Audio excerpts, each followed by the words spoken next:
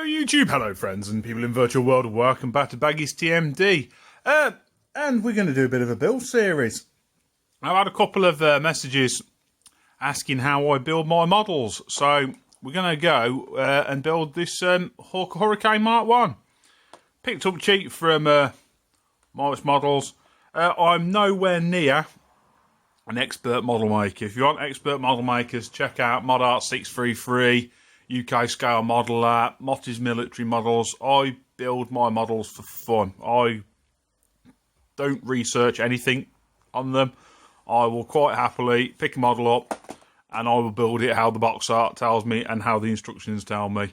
I might start looking into it, but like I say, I do this for fun. Is it?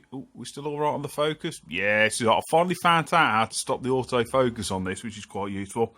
But yeah, like I say, I'm nowhere near a expert modeler. I tend to concentrate. If I want to do my expert stuff on model railways, that's where I go for realism. These model kits are a bit of fun.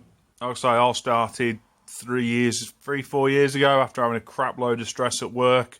It was just something just to calm me down and centre me. So yeah, we're going to go through this together, building the Hurricane.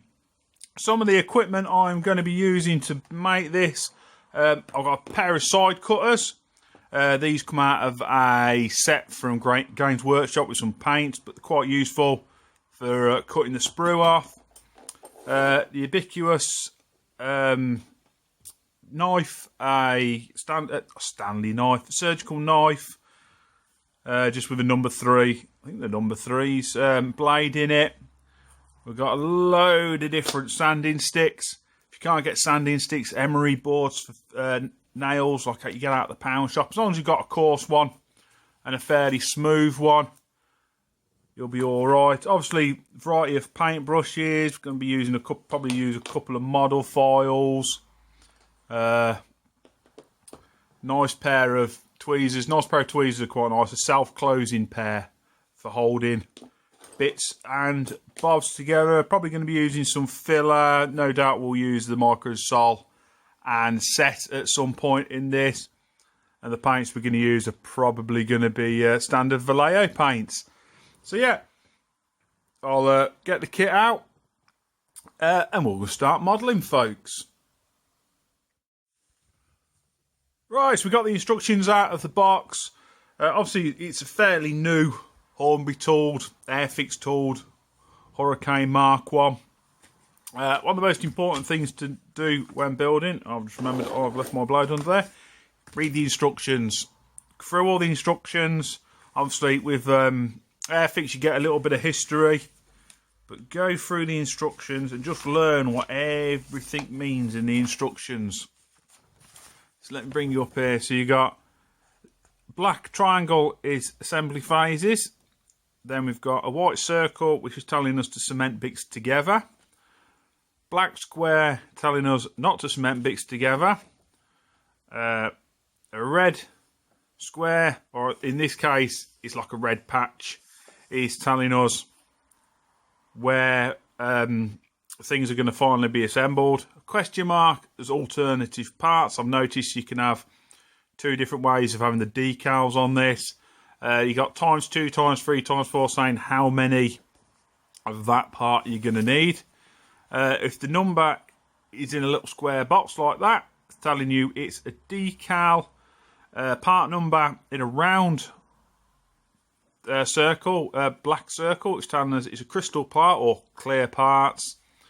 Little symbol telling us if we need any weight. Obviously this is a Hurricane, so it sits on its arse anyway. It won't need no weight, but the Tornado I'm doing needed 9 grams of weight in the nose of it, so that'd be a little symbol on the instruction saying 9 grams. You got a little file symbol telling us to move bits by filing. Little drill symbol telling us we need to drill some bits out. Obviously, in the instructions you'll get that, and it'll normally tell you what size drill you need. Then we've got a little cut symbol telling us if we need to cut anything.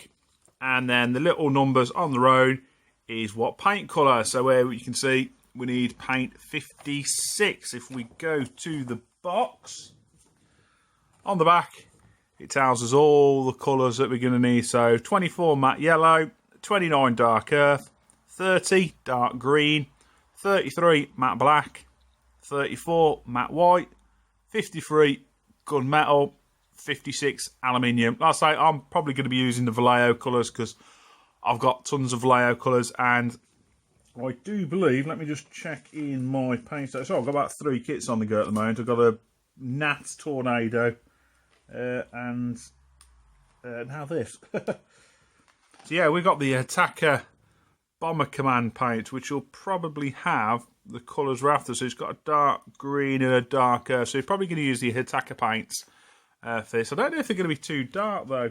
I've noticed they are true colours, as in true to what they are in real life, but it doesn't quite scale right. The Tornado I built looks a little bit dark. Or saying that, I've been building it in the flat, so it's not the best light. There ain't the biggest window, so most of the time I'm doing it with the lights on. So yeah, as we can see, we'll start on one, which is putting a little air tank in on the airframe. So we're looking for A3, A3 and B2 on the sprue. Let's get these sprues out and let's get building.